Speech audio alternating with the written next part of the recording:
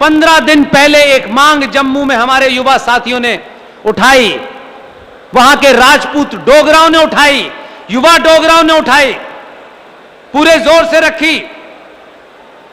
मेरे पास जब ये मैसेज आया, मैंने कहा पूरी ताकत से उठाइए, हम इसको जहां से हो सकता है वहां कहेंगे।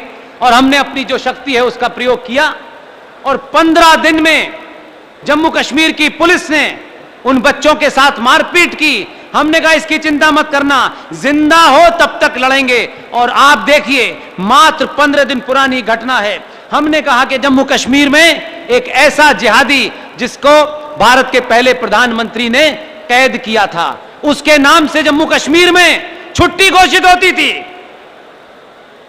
अगर जम्मू कश्मीर राज्य में छुट्टी घोषित होनी चाहिए तो महाराजा हरि सिंह के जन्मदिन 23 सितंबर को होनी चाहिए। यह मांग रखी, उन बच्चों के कुछ चोटें आई और देखिए कि धीरे धीरे धीरे धीरे 5 तारीख की यह घटना है, उन बच्चों पे लाठी चार्ज हुआ। लेकिन 15 दिन के अंदर पूरे देश में वो माहौल बन गया और डोगरा राजपूत बच्चों ने पूरी बहादुरी के साथ इस लड़ाई को लड़ा। और अभी से कोई 24 घंटे पहले जम्मू कश्मीर की सरकार ने यह निर्णय लेकर के सार्वजनिक किया कि अब से महाराजा हरि सिंह के जन्मदिन 23 सितंबर को जम्मू कश्मीर में सार्वजनिक छुट्टी होगी। यह बदलाव है, इसको इस तरीके से समझिए। इसी बदलाव के कारण लोगों में, दुनिया में उथल पुथल है और यही उथल पुथल इसलिए है कि आपको ये बोध हो गया है कि आप किसकी औलादे हैं, आप किसके वंशज हैं। इसलिए आज उन लोगों से मत डरिए, वो एक कृष्ण भगवान को मार सकते हैं लेकिन सनातनियों को समाप्त नहीं कर सकते हैं। ये चोर, उठाई गिरे लुटेरे जो 1400 साल से तलवार के जोर पर दुनिया को डरा रहे हैं, हमको मालूम है इनकी कितनी औकात है। ये वही लोग हैं जिन्होंने तलवार के जोर पे शलवार पहन के घूम रहे हैं। इनकी ताकत का अंदाजा है हमें, इसलिए ये डरा सकते हैं। कहीं रूपेश पांडे को मारेंगे, कहीं निकिता को मारेंगे, कहीं अंकिता को मारेंगे। जब इंसान डरने लगता है तो वो हथियार उठाने लगता है और अब इनका सिलसिला शुरू हो गया है। लिहाजा ये चौराहे चौराहे आपको डराना चाहते हैं, यही वो समय है जब डरना नहीं है। अपनी सामूहिक शक्ति का प्रदर्शन करिए। मैं आज फिर कहता हूं, सत्ताएं बहुत छोटी चीज होती हैं। जिस दिन भी 5.5 करोड़ गुजराती समाज ये तय कर ले कि हिंदुस्तान की गद्दी पर ना जिहादी सत्ता को ब्लैकमेल कर सकते, न उसे डरा सकते, न उसे झुका सकते, अगर ये आपने तय कर लिया है तो उत्तर प्रदेश ने भी आपकी देखा देखी, आपने 2014 में बदला, उन्होंने 2017 में बदल दिया। ऐसा नहीं है। और दबाव ये बन रहा है कि अब हमें दलाल पसंद नहीं है, वो हमारे अपने भी हों तब भी पसंद नहीं है, हमें शेर पसंद हैं क्योंकि यही शेरों को लेके आ रहा है। मैंने सुना है आज उनका जन्मदिन है, जन्मदिन पे लोग केक काटते हैं, वो अफ्रीका से शेर लेके आ रहा है, चीते लेके आ रहा है। वो गिफ्ट भारत को चीतों की दे रहा है कि उसको पता है कि भारत का सनातनी अब चीता हो गया है, इसलिए आपके लिए चीतों का पुरस्कार दिया जा रहा है। जब आप इसमें फंसे हुए थे कि देखिए साहब ये बढ़ा दिया, हम सरकार को हटाएंगे, सरकार चुनिए, सरकार को डराइए, धमकाइए, लेकिन जो सरकार राष्ट्र को बचाने के लिए ताकत लगा रही हो वो कैसी हो उसके पीछे खड़े हो जाइए। ये मेरे तेरे का समय नहीं है, ये इस बात का समय नहीं है कि मुझे इससे क्या मिलेगा क्या नहीं मिलेगा। इसलिए आपने जो विषय रखा है उसमें एक ही विषय है। आज 2022 के भारत में इस संचार क्रांति से आपको पता चल गया होगा, पिछले 10 दिन से टेलीविजन पे एक डिबेट चल रही है। 2013 से मैं लगातार इस मुद्दे को उठा रहा हूं। मुझे नरेंद्र भाई साबू जो युवा हैं, उन्होंने मुझे पिछली बार जब ये बुलाया था तब मैंने ये बात कही थी मुझे अफसोस है कि कुछ लोग बात सुनने के बाद भी भूल जाते हैं। एक सार्वजनिक मीटिंग में मैंने यह बात कही थी और कल मुझे यह मौका है और मैं चूकता नहीं हूं। मेरे कमान में माफी किसी के लिए नहीं है, वो मेरा अपना भी सगा है। अगर राष्ट्र के खिलाफ खड़ा है तो मेरा कुछ भी नहीं है। सिर्फ एक ही एजेंडा है, उसका रंग क्या है, रूप क्या है, ये स्पष्ट नहीं है। यह आदमी राष्ट्र के लिए काम कर रहा है, इसको पूरी शक्ति देना है। मुझे कल सुना है सूरत की म्युनिसिपल कॉरपोरेशन की मेयर साहिबा ने एक प्रोग्राम में बुलाया है, हिम्मत का काम किया है। अगर मेरे कुछ भाषण सुने होते तो मुझे लगता कि उनको पता नहीं है, लेकिन मैं उनको अभी से मुबारकबाद दे रहा हूं। कल बोलूंगा मैं, उन्हीं के सामने बोलूंगा मैं कि जिस म्युनिसिपल कॉरपोरेशन की वो मेयर हैं, उस म्युनिसिपल कॉरपोरेशन का ऑफिस जिहादियों ने अपने कंट्रोल में ले लिया है।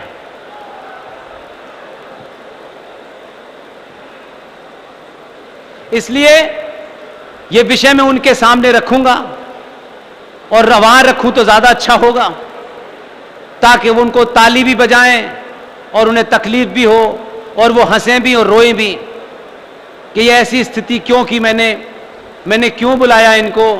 और मैं इसलिए चाहता हूं कि वो बहादुर महिला हैं, कि वो सच सुनना चाहती हैं। मैं ये मानता हूं कि उन्हें मेरे बारे में पता है, इसलिए कल ये विषय उनके सामने रखूंगा।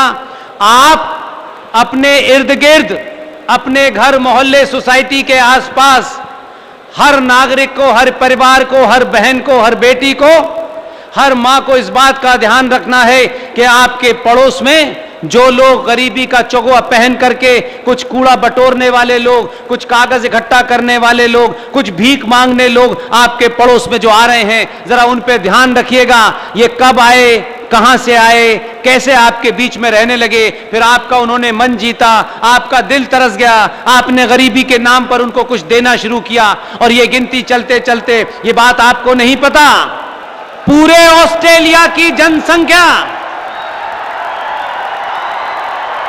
पूरे ऑस्ट्रेलिया की जनसंख्या 2,25,00,000 है। जरा सोचिए, ये बात तथ्यों पे है। पूरे ऑस्ट्रेलिया की जनसंख्या 2,25,00,000 है और जमीन भारत राष्ट्र से 2.5 गुना है। और हमसे सवाल पूछ रहे हैं ये वेस्टर्न कंट्रीज, उनको औकात नहीं पता है अपनी। जितनी ऑस्ट्रेलिया की पॉपुलेशन है उससे ज्यादा 5 करोड़ 2 लाख लोग भारत में बांग्लादेशी मुसलमान और रोहिंग्या मुसलमान इलीगल रह रहे हैं। कुछ देशों की जनसंख्या नहीं है उतनी हमारे यहां घुसपैठिए रह रहे हैं। और यह बयान मेरा नहीं, किसी पार्टी का नहीं, किसी संगठन का नहीं, यह सुप्रीम कोर्ट का कहना है। हम 5 करोड़ से ज्यादा लुटेरे, चोर, दलाल, इस देश की माताओं बहनों का सुहाग लूटने वाले लोग सड़कों पे कहीं सब्जी बेच रहे हैं, कहीं फल बेच रहे हैं, कहीं ढकेल लगा रहे हैं। ये वही लोग हैं जो पूरे देश के अंदर एक तांडव मचाए हुए हैं। ये वही लोग हैं जिन्होंने बंगाल में सुहाग लूटा। ये वही लोग हैं जो उत्तर प्रदेश में रोज कहीं ना कहीं बम धमाका कर रहे हैं। ये वही लोग हैं जो सर तन से जुदा कर रहे हैं। न इनका बाप है, न इनकी मां है, न इनका कोई संस्कृति है। लिहाजा जो दुनिया में आपको ज्ञान दे रहे हैं उनको बताइएगा कि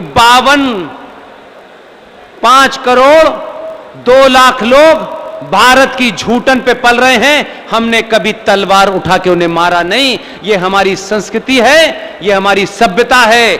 लेकिन ये 52 करोड़ लोग, 5 करोड़ लोग जो हैं, ये कहीं 10 करोड़ ना हो, इसकी जिम्मेदारी आपकी है। इसलिए आपको चौकन्ना रहना है कि ये जमीन, ये घर, ये खेत, ये खलियान ये सब कुछ आपके रहें, सिर्फ कागज पे लिखा हुआ है, इससे जमीन नहीं बच रही। कागज का सौदा हो गया है, जिसका खुलासा कल मैं करूंगा। पिछले 10 दिन से टेलीविजन पे डिबेट चल रही है, पिछले 10 साल से इन 2 विषय को मैं इसलिए भेज रहा हूं कि आपका ये इतना खूबसूरत, ये जो चारों तरफ मैंने आज आपके इस पूरे जो आपका हरि कृष्ण परिवार है, इस परिवार के मुखिया ने मुझे अपने साथ बिठा करके इज्जत दी और अपना पूरा प्रांगण दिखाया।